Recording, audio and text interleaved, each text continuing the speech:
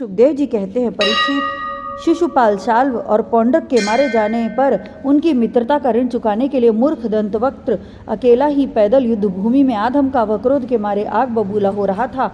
शस्त्र के नाम पर उसके हाथ में एकमात्र गदा थी, परंतु परीक्षित, लोगों ने देखा वह इतना शक्तिशाली है कि उसके पैरों की धमक से पृथ्वी हिल रही है। भगवान श्री कृष्ण ने जब उसे इस प्रकार आते देखा तब झटपट अपनी गदा लेकर वे रथ से कूद पड़े।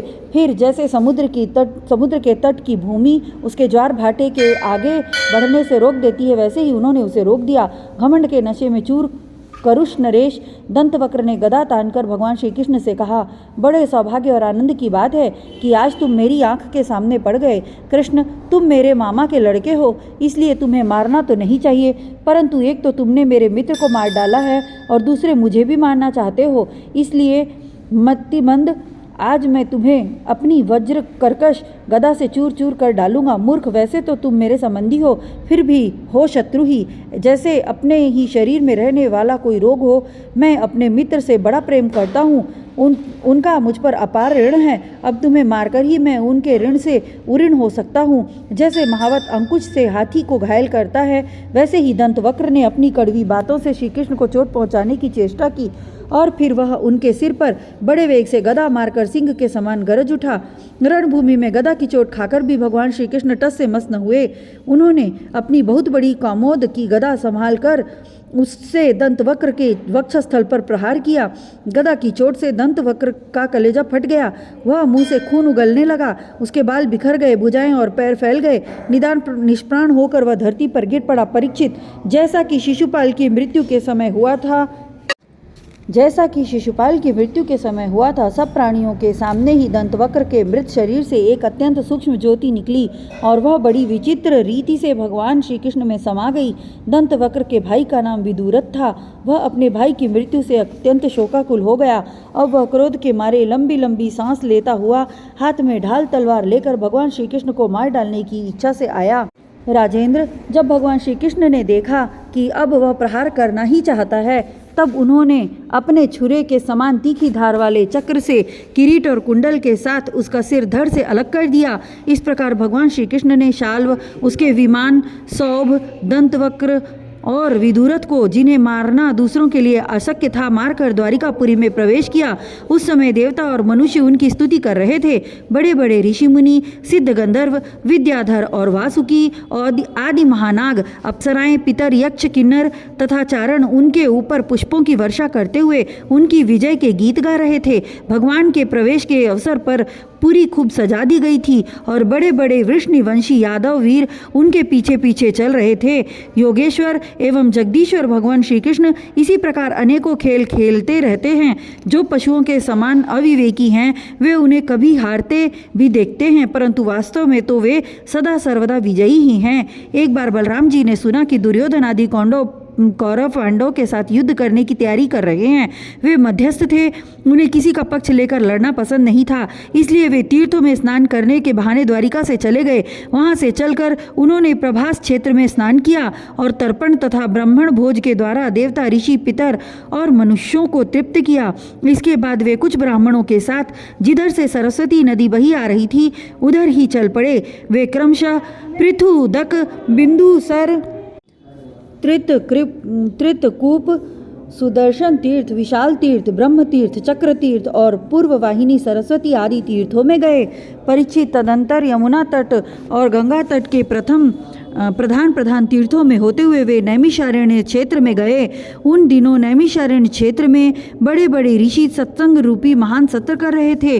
दीर्घ काल तक सत्संग सत्र का नियम लेकर बैठे हुए ऋषियों ने बलराम जी को आया देख अपने अपने आसनों से उठकर उनका स्वागत किया और यथा योग्य प्रणाम आशीर्वाद करके उनकी पूजा की। वे अपने साथियों के साथ आसन ग्रहण करके बैठ गए और उनकी अर्चा पूरी हो चुकी।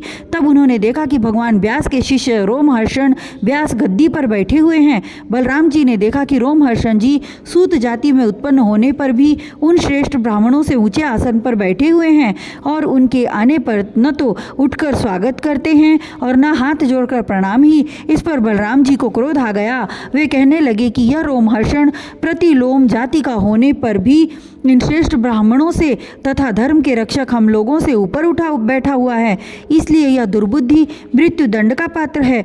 भगवान व्यासदेव का शिष्य होकर इसने इतिहास, पुराण, धर्मशास्त्र आदि बहुत से शास्त्रों का अध्ययन भी किया है, परंतु अभी इसका अपने मन पर संयम नहीं है। यह विनयी नहीं, उद्दंड है। इस अजितात्मा ने झूठ मूठ अपने को बहुत बड़ा पंडित मान रखा है। जैसे नट की सारी चेष्टाएं अभिनय मात्र होती हैं, वैसे ही इसका सारा अध्ययन स्वांग के लिए है। उससे न इसका लाभ है और न किसी दूसरे का। जो लोग धर्म का चिन्ह धारण करते हैं परंतु धर्म का पालन नहीं करते, वे अधिक पापी हैं और वे मेरे लिए वध करने योग्य हैं इस जगत में। इसलिए मैंने अवतार धारण किया है। भगवान बलराम जी यद्यपि तीर्थ यात्रा के कारण दुष्टों के वध से भी अलग हो गए थे, फिर भी इतना कहकर उन्होंने अपने हाथ में स्थित कुश की नोक से उन पर प्रहार कर दिया और वे तुरंत मर गए। होनहार ऐसी ही थी। सूत जी के मरते ही सब ऋषि मुनि हाय हाय करने लगे। सबके चित्त खिन्न हो गए।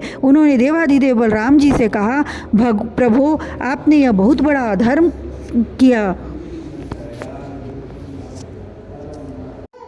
यदुवंश शिरोमणि सूत जी को हम लोगों ने ही ब्राह्मणोचित आसन पर बैठाया था। जब तक हमारा यह सत्र समाप्त न हो तब तक के लिए उन्हें शारीरिक कष्ट से रहित आयु भी दे दी थी।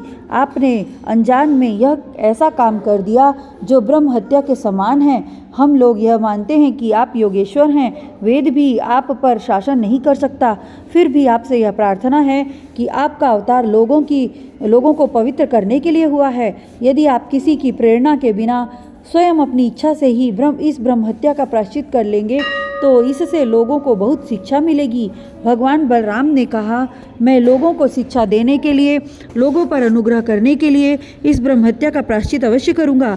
अतः इसके लिए प्रथम श्रेणी का जो प्रायश्चित हो आप लोग उसी का विधान कीजिए। आप लोग इस सूत को लंबी आयु, बल, इंद्रिय शक्ति आदि जो कुछ भी देना चाहते हो मुझे बतला दीजिए। मैं अपने योग बल से सब कुछ संपन्न किए देता हूँ। ऋषियों ने कहा, बलराम जी, आप ऐसा कोई उपाय कीजिए जिससे आपका शस्त्र पराक्रम और इनकी मृत्यु भी व्यर्थ न हो और हम लोगों ने इन्हें जो वरदान दिया था वह भी सत्य हो जाए। भगवान बलराम ने कहा, ऋषियों, वेदों का ऐसा कहना है कि आत्मा ही पुत्र के रूप में उत्पन्न होता है, इसलिए रोमहर्षण के स्थान पर उनका पुत्र आप लोगों को पुराणों की कथा सुनाएगा। उसे मैं अपनी शक्ति से दीर्घायु, इंद्रिय शक्ति और बल दिए देता हूँ।